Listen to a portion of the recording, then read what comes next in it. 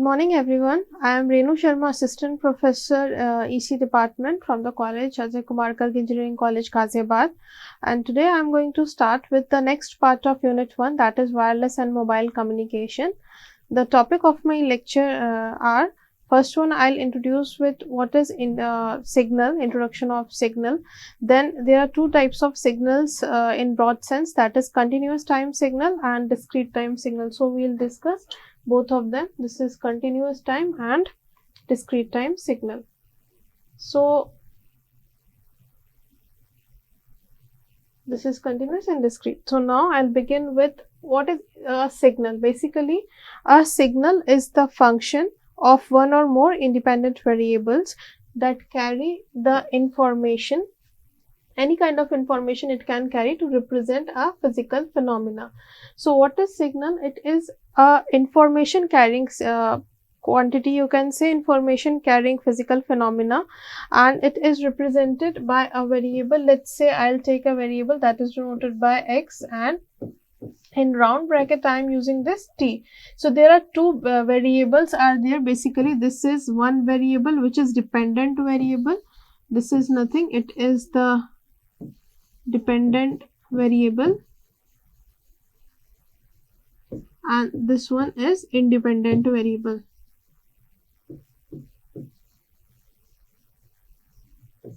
So there are two types of variable which is considered, and this is nothing, it is a representation of the signal. And since we are considering a continuous time signal, so I have to show it by a round bracket, and a t parameter is used which is continuous in nature. Next type of signal which is considered is xn, and you can see a square bracket is used, and I have taken the value, the parameter, that is n. Now n can take discrete values, that it can take 0, it can take 1, it can take 2, 3, 4, 5 and so on. So these are the values it will take. So n will be equals to from 0 to infinite. It can take any discrete value. So this is the representation of the discrete time signal, and this is the representation of the continuous time signal, which is denoted by variable x. Round bracket I have to use, and I have to use a parameter that is denoted by t, and in case of this discrete it is denoted by x, square bracket and small n. So this is the representation of continuous time and discrete time signal. Example of this signal is ECG signal, EEG signal. So these are some of the real-time examples of signals. Now next is continuous time signal. Now this is the graphical representation of this continuous time signal. The signal that has a value for all points in time. Now you can see from 0 to infinite, you can say it is extended to infinite. This t is having values defined at every point from t, then 1, 2, 3, and in between, even in between the 0 and 1 there is a value for every particular value. There is this is defined. So this is signals that has a value at all the points in time. Now function of time, it is written as xt because the signal x is a function of time. So commonly found in the physical world, that is the commonly found continuous time signal. The best example is the human speech signal, that is the speech signal that I'm saying, I'm delivering this lecture. So this is basically a speech signal which is continuous in nature, because at every point of time you can find some value of the amplitude. It is displayed graphically as a line. So you can see this is a curved line. So this depends on the amplitude of this particular signal, but the main point that has to be noted is it is defined at every point of time. So this is the continuous time signal. Now next is the discrete time signal representation. As I have told that it is xn.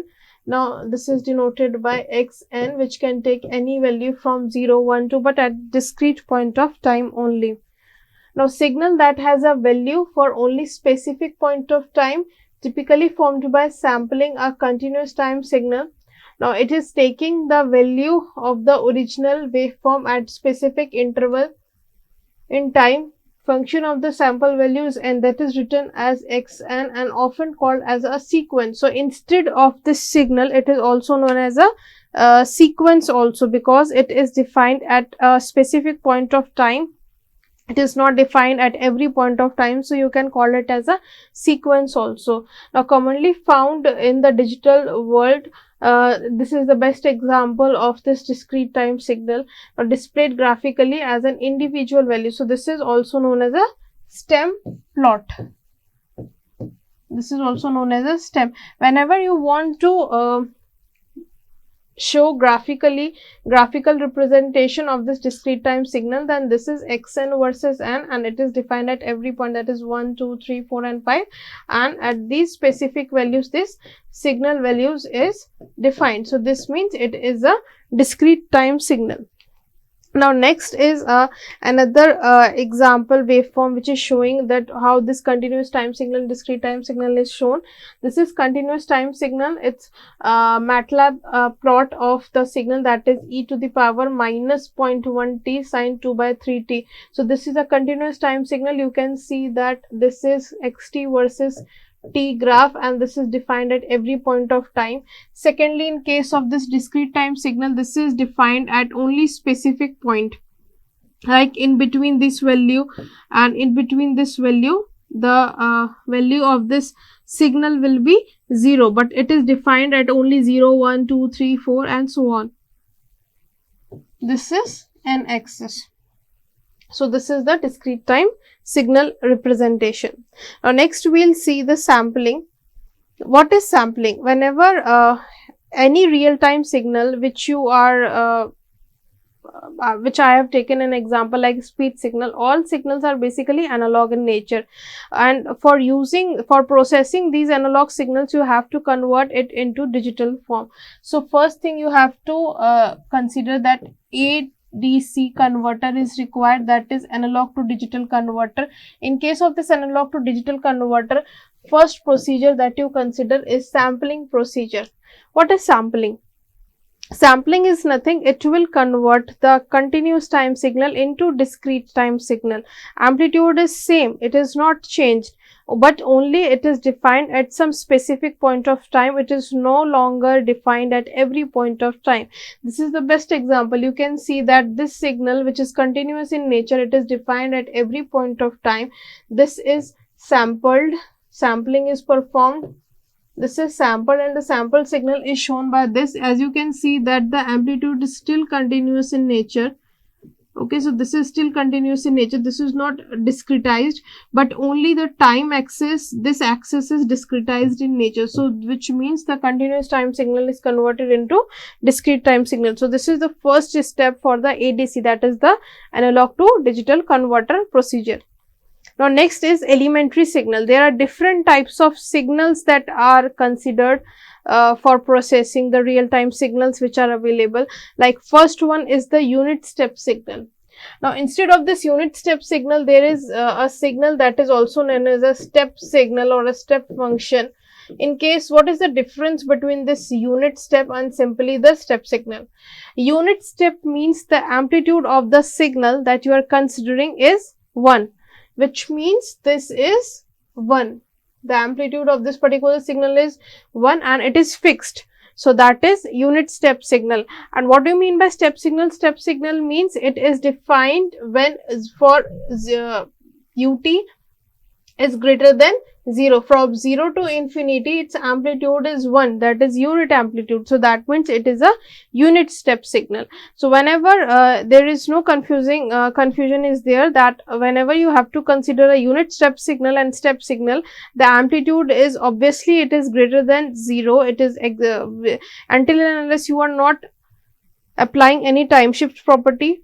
So it is defined at greater than 0, and secondly its amplitude should be 1 in case of unit step signal. So it is written over here also that ut is equals to 1 for t is greater than is equals to 0 and 0 for t is less than 0. So you can see that it is 0 over here, and for this point it is 1.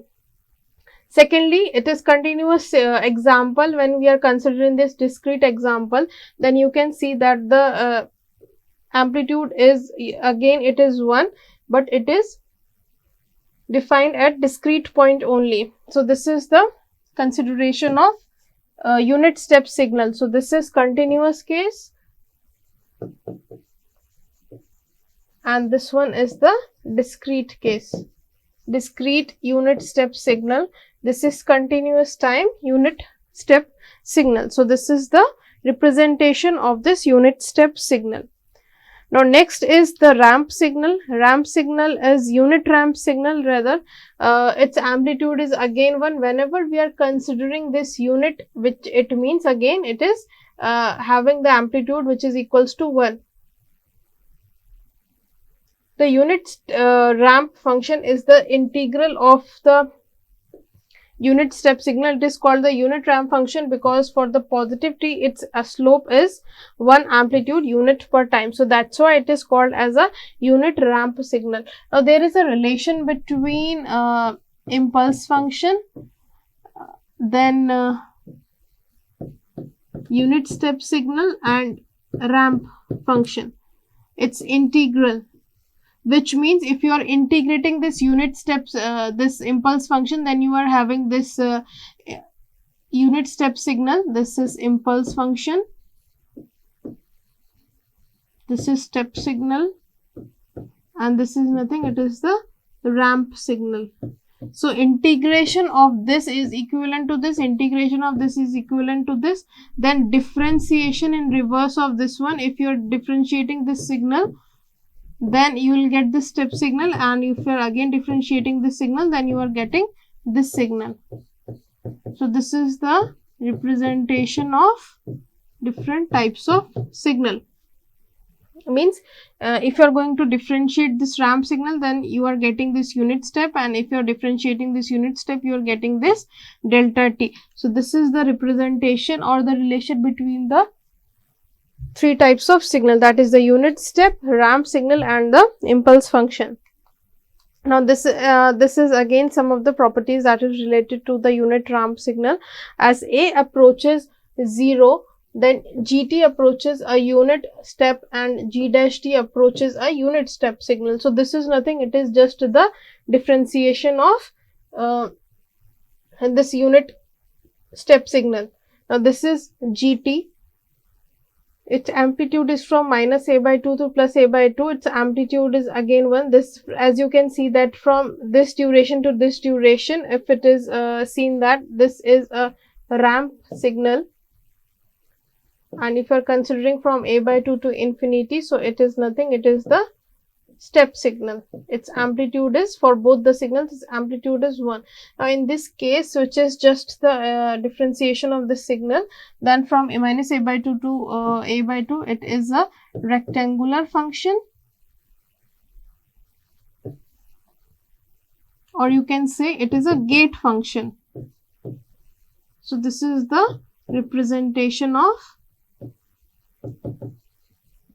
the differentiation of this ramp signal will give you a rectangular function or the gate function. So this is the representation of this gate function, and this is gt and this is g dash t. Now next is the representation of the impulse function. Now next we will move to the third type of signal, that is a impulse function. Now the area under an impulse is called its strength or weight. So there are some of the common properties that is associated with this impulse function, like it is defined at first. Most important point that you have to remember when you are considering this impulse function or the impulse signal is that at origin its height is infinite, it's tending towards infinite until and unless you are not considering the unit impulse function. If you are just considering the impulse function or the impulse signal, then at origin its height is infinite. When you are considering unit impulse function, then definitely its amplitude is 1, then its height will be unit. So that is an important property that is related to the impulse function. Now next is the shifted impulse of amplitude, that is 5. Now you can see that there are two things that you have to consider. First is its amplitude is changed. Secondly, it is shifted by t is equals to 1, means t minus 1 is equals to 0. So t is equals to 1. So this you have to consider. At t is equals to 1, this signal is existing and its amplitude is equivalent to 5. So this is the consideration of the impulse function. And now the area under an impulse is called its strength. It is represented graphically by a vertical arrow, and a impulse with a strength of 1 is called as a unit impulse signal. So this is nothing, it is a unit impulse signal. So this is the representation of unit impulse, and whenever we are considering its height to tended towards infinity, then it is an impulse function. Now next is, this slide is showing some of the very important properties that you have to consider for the impulse function.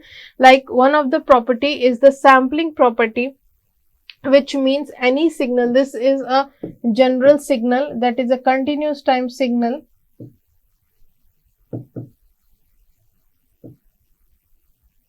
Whenever you are multiplying this general signal with the time shifted, this is time shift property.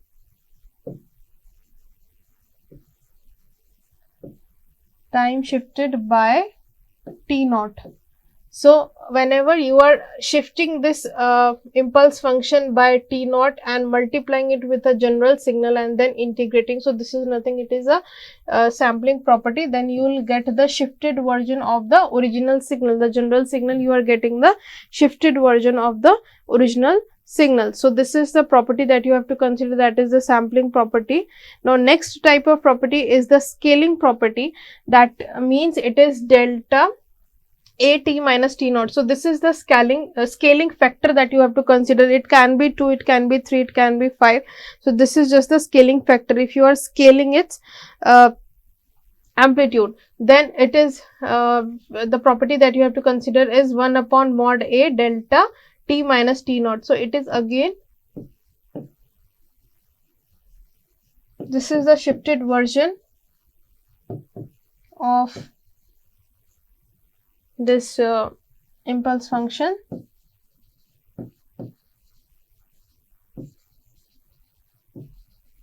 and this is scaled by the factor mod a. It can be mod 5, it can be mod 6, it can be mod 3. So whatever parameter you are considering for a, the same value will be considered for 1 upon mod a delta t minus t naught. Now next is the third most important property, is the replication property, where you are performing this convolution.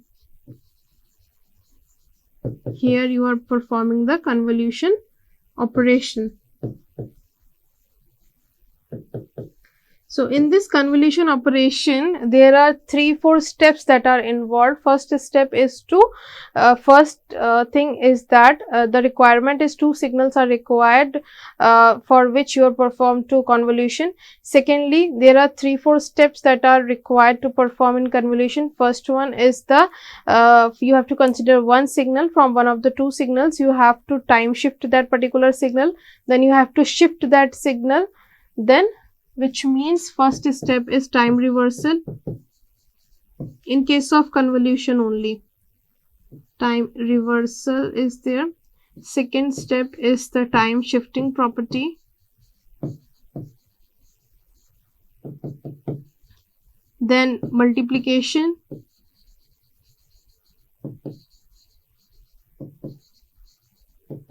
And then fourth step is addition.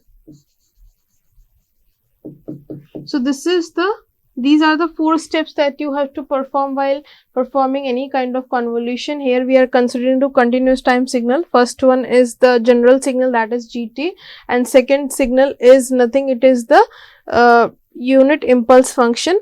Then what you have to do, you have to first time reverse this unit shift impulse function, that is delta t minus t naught.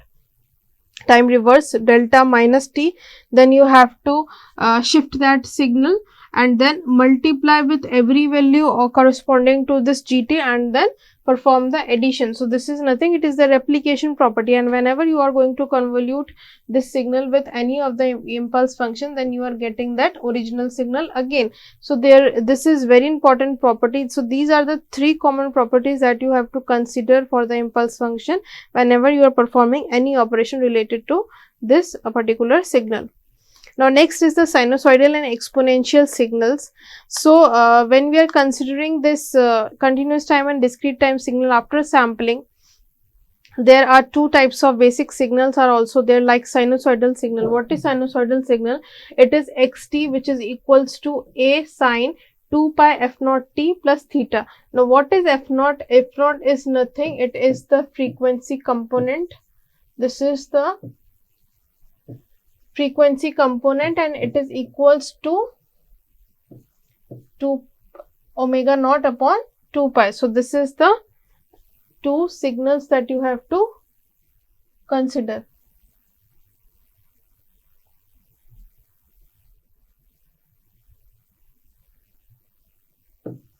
Two pi f naught is equals to omega naught.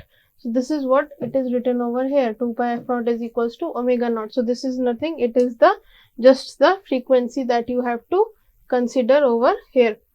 Now next is xt is equals to a e to the power at. Whenever you want to demonstrate this particular signal in exponential form, where there is a because in this case there is a frequency term and the phase term is there, so there are three terms are there in this signal. First equation, that is, it is having this amplitude, it is having this frequency component, and it is having the phase component. But in case of this exponential, it is having amplitude and a exponential signal will be there, that is denoted by e to the power at. Now that can be divided into real time component and complex component, that is real and imaginary part it considers. So this is the real part and this is the imaginary component. So any complex signal is consisting of two types of part of this signal are there. First one is the real component, second one is the imaginary component. So whatever is written with this j, that is the image that considers as a imaginary signal, and the term without this j, that is the exponential, you can consider it as I also. So that means it is a real component. So what it is written over here, that theta is equals to phase of the sinusoidal wave, then amplitude is denoted by this a parameter, f naught is the fundamental cyclic frequency of the sinusoidal signal, and omega naught, it is nothing, it is the frequency that is in terms of radian, its unit is radian. Now next this is basically showing the four different diagram of graphs of exponential signal. Now you can see that this is the decaying exponential, which means this is, first thing, it is continuous in nature because it is denoted by xt. This is the amplitude from which it is decaying, or its amplitude is decreasing from this point, and then this is the rising exponential equation. Its amplitude, you can see it is rising in nature. So what this is decaying sinusoidal signal, this is growing sinusoidal signal. So this is the representation of the signals that you have seen for the exponential condition. Next is the signum function. Now signum function is defined by this equation, that is signum t is equals to 1 for t is greater than 0, 0 for t is equals to 0, and minus 1 for t is less than 0. So there is also a relation between this signum and this unit step signal, that is 2 ut minus 1. So this is the relation between signum and unit step signal.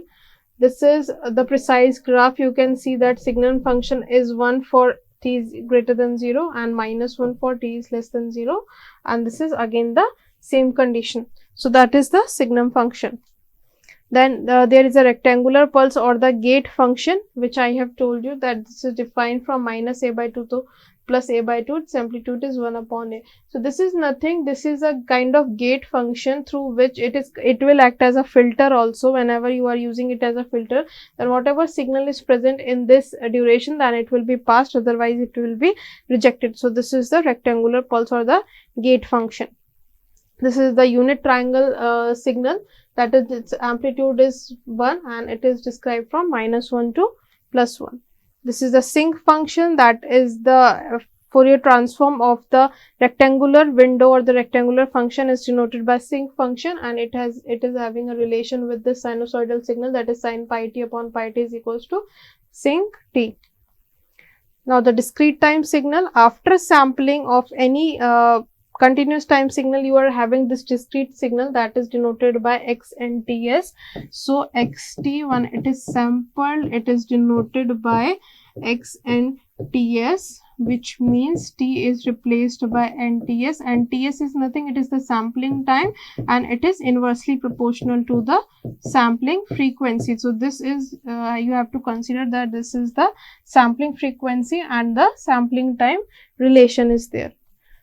Now this is the discrete time exponential signal. This is same as that of the sinusoidal continuous time signal, but there is a condition that it is replaced by this n by capital N naught.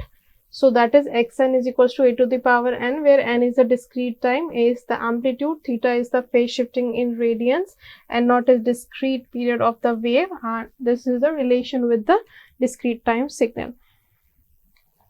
And this is a representation of discrete time sinusoidal signal. So I hope all of you have understood about what are the different types of signal: discrete time signal, exponential, sinusoidal, continuous time, and discrete signal. Thank you.